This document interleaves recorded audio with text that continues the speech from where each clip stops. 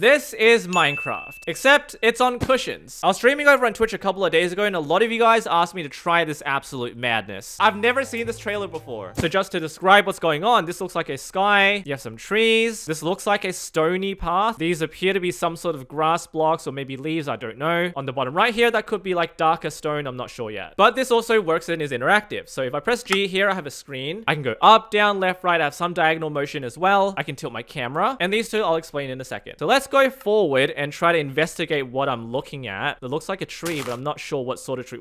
There's red.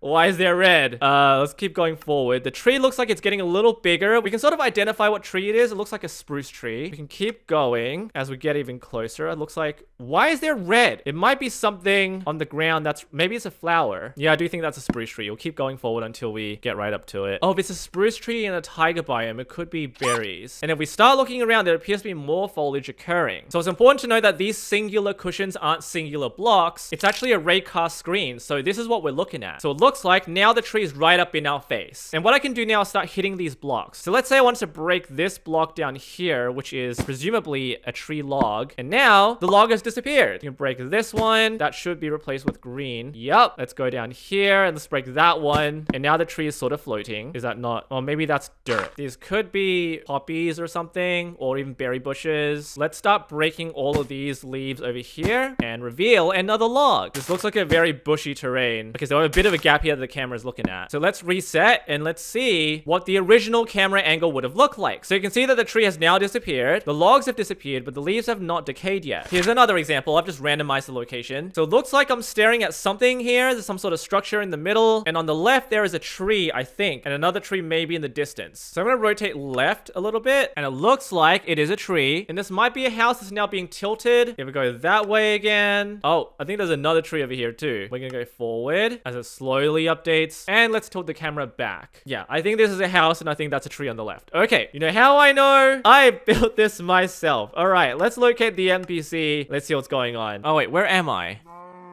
Oh, it's just plains. It must have been a tiger before. Okay, so there's the NPC. That's the house it's looking at, and that's the tree that I obviously planted myself. And the cushion is revealing everything that this NPC is staring at. So we go back to the screen, which is interactive. If I break the glass over here, that is going to disappear and reveal the blocks behind it. And I can break the other glass block. And if I go back to where the camera is, the glass blocks are gone. So I've connected this cushion screen right here to the world that this NPC is located. And I know this to be a fairly reasonable exercise because I have seen numerous examples of people casting things to cushion LED screens, a most notable concept introduced to us by Crafty Masterman and taken to absolute ridiculous heights by Lapoy and several others, but I do need to show you this before I go any further.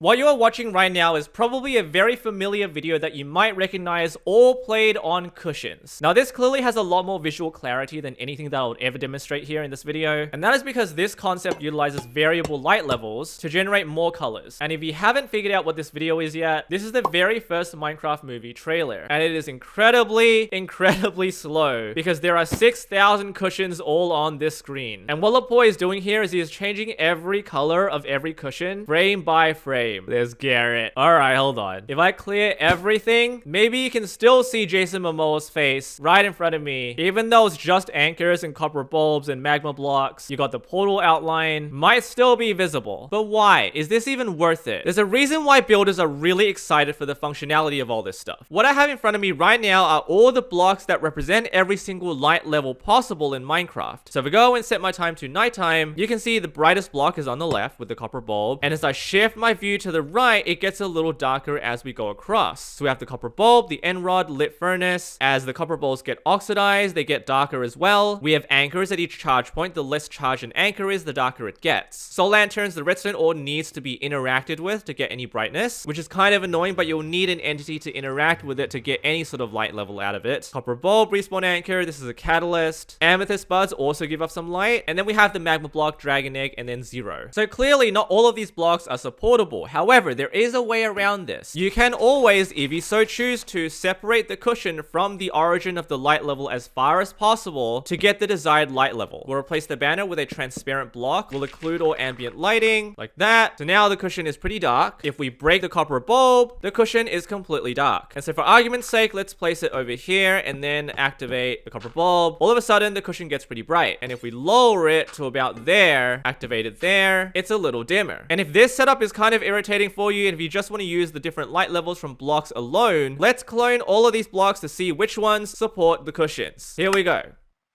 One pops off, two pops off, and a third one broke off. The dragon egg doesn't actually work, so we'll just get rid of this. There are very few blocks with a light level of 1 anyway. Obviously, the buds are way too small. The redstone ore, you've got to do this to make that work. Soul lanterns, too small as well, but you can see the rest of the blocks do work. The lit furnace, yes, it's got to be lit. But in saying all this, let's put this in action for a larger image to see just how accurate it can possibly be. Kaleki on r/PhoenixSC made a Python script that I'd like to demonstrate. Let's generate the image, and I won't tell you what the image is immediately, and hopefully you can figure that out for yourself. But this is, it still needs to update a little bit. There we go.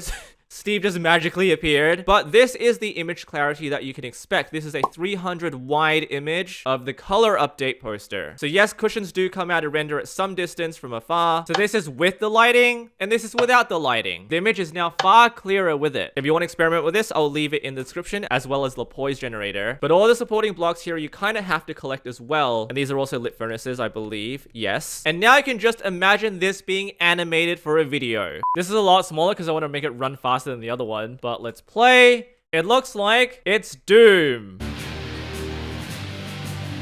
Obviously, I'm not actually playing Doom. This is just a video playback. This is what the entire data pack is doing. It's just changing the blocks underneath to scale color, and there are separate commands changing the color of the cushions individually. So with all that in mind, let's go back to the Minecraft in Minecraft display. So here, the same idea is happening. There's a raycast function from the center of this camera, and it is detecting every single block around it. From the particles, you can kind of see the curvature of the field of view. And if you've watched my Minecraft in Minecraft dialogue video, this is a very similar concept. So let's go back to the screen over here. So this is what the camera is currently looking at. If I move the camera over here where I am, there is the field of view, and suddenly the screen has updated. It is no longer the tree, the house, the grass, the flowers. I'm suddenly looking at a blue screen with green grass underneath, because that is what the camera is looking at. So let's intercept the camera with a piece of pink wool right in front of the camera, and it should update with a piece of pink wool right in the center of the screen. Build it up a little bit, and it should create a tower. We'll make it multicolored, and it should update right beside the pink wool. And with this screen, I can sort of move the camera to the right. It sort of jumps a little bit, but that screen updates exactly at the same time as the camera does. Look up, and that lens will shift its focus up a little bit. Let's do it again. And the terrain moves down, and we can individually break all of this pink wool and get rid of the tower. There we go. And finally, let's place a tree right there, and there's the tree. All right, let's punch the log. There it goes. Let's punch the other one. There it goes. And let's replace it with something ridiculous like birch log, which is going to be white. Anyway, this is something I really wanted to try because a lot of people asked me to try something on the cushion LED concept, but since I've already seen the Angry Birds movie on it, Shrek 2, I don't know, this I think is the next best thing on my list. But if you wanted a more high resolution screen, maybe you do need a few more cushions. Then that sort of efficiency is another question. All right, let's move them back. I think I made the camera free fall a little bit. They haven't hit the ground yet. Oh, there we go. It's a whole lot of trees again. It's a lot of tiger trees. Is it? Oh. The same place. Anyway, Minecraft on cushions. Definitely doable. I'll see y'all soon.